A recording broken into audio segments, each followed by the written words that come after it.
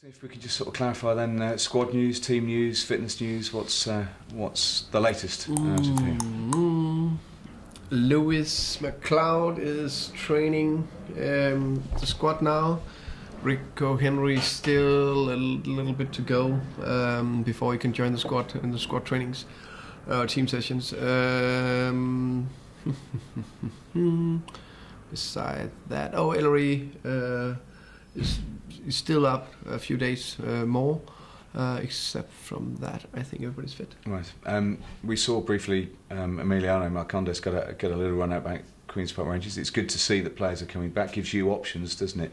But you know, players who've been out for a while, you can't rush back. No, I agree. We can't rush them back. It was so pleasing to see Emiliano on the pitch again. He looked like he enjoyed it. I certainly did, to see him out there. We saw him getting 60 minutes Tuesday night for the B team. It was nice. I think he's still a little rusty. He's getting back into it. It's natural. He's been out for 2-3 months now. But he's training hard every single day to get back up to normal match fitness. And I think it's a matter of weeks, hopefully, before he could be up there. And then it's just about if I want to pick him or not. Of course, there's some good players in front of him this moment in time. They're performing, which is a good thing compared to last time when he came back into the team. We were struggling a little bit with injuries and we were struggling a little bit with the form. It was in the bad run, and he helped the team massively. So we know what he can bring, but now it's just for him to do everything he can out there and prove to me that he should start. You sort of talk about the B team game. I mean, that B team process is quite useful, though, isn't it? For, you know, I know there's no reserve team football anymore, but the B team scenario games against Malmo, the likes of Malmo, give you an opportunity not just to look at the younger players who are coming through, but an opportunity for those players who are getting back to fitness to play a proper test in many respects. Yeah, yes, it's so good that we have those games, and it's not all of them, but some of them is at Griffin Park, so that's fantastic. Just give a little bit extra. So that's a part of the good strategy we have for the B team. So it's good for us in the first team to have some of the first team players who need to come back from injury, or like a Mads Beck or Marcus Fors was just a little bit, you know, in the how can you say, in the outer circle of the first team squad, trying to get closer. They need good match minutes, and then the best young players, you know, play minutes with some good first team players. It means a lot. And just talking about the goalkeeping situation as well, have you had to, with all due respect to the younger goalkeepers that maybe had to take a place on the bench, have you had to be a bit more careful with Dan Bentley in training? No, I think we knew for a fact beginning of this season that Ellery and Patrick were very promising young goalkeepers that could compete for being the number 3. Yep.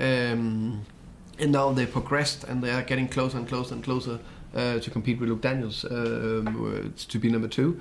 Now, of course, Luke has been out with an injury. Now he's starting to get back from that. But it's nice that we have 4 keepers competing. So that's nice. Just in regards to an individual player, again, something that was in the programme. We talked sort of about, you know, players who are coming out of contract. Johan Barbe in particular, he's been an integral part of this back 3 that you've had. Saying how much he loves the club, he doesn't know what his future may be.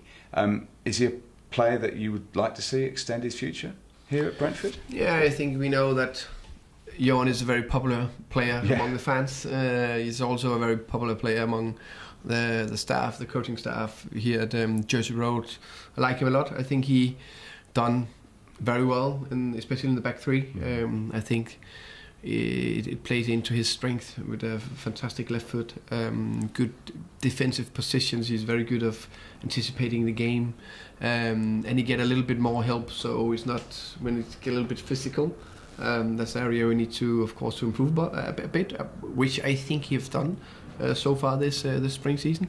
So yeah, he's one of the players that we like to keep in the club, of course. But there need to be 2 to a tango, I think. Okay, let's raise the thorny issue then, shall we? Because it's up at Middlesbrough, and of course the away form scenario, fantastic. It's brilliant. Keeps on raising its head. So, have you done anything different? Are you doing anything different? I know you don't want to give away trade secrets, but this sort of the form will improve, won't it? But have you done anything? Have you looked at things of how you go through your processes and preparation? Done a lot of thinking, I would say so. And sometimes football is still a little bit of random. Of course, there's a lot of studies about away form and home form. That is easier to win at home, of course. So that's one thing. So then we also need to look at the performance we had so far in the season away from home. And actually, there's some quite decent ones where we could have won more than we had so far, or have so far. And then you look, should be a little bit more defensive, all that. But I think it's very, very important that we have a clear style of play. We want to dominate the games, and we want to press, and really want to press high when possible. So I don't want to take that out of the style of play we have, or our philosophy. So I want to keep that, but we need to be slightly more clever in different spells of the game, and understand that, at home, when we just go forward, the fans are behind us and just pushing them us forward. So when we play away from home, there's a situation where if we lose the ball, there's too many turnovers, too many transition against us. We just raise the voice of the crowd at the home side. So for me, it's in some situations, if we can't go high all the time, we need to be more clever, okay? How can you say, not only controlled but also comfortable in a little bit lower block sometimes. Because we can't press high for 90 minutes. Every team knows that, even if they want to.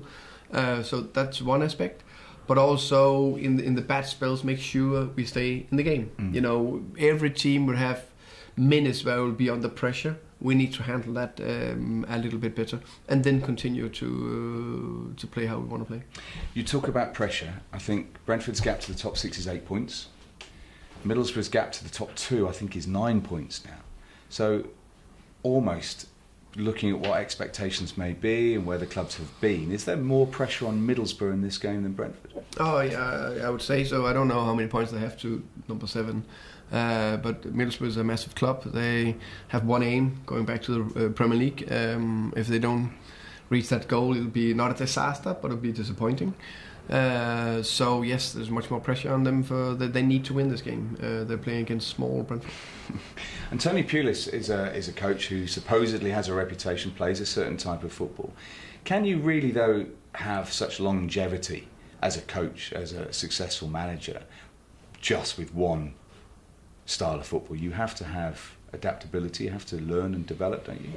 Yeah, I agree. I think his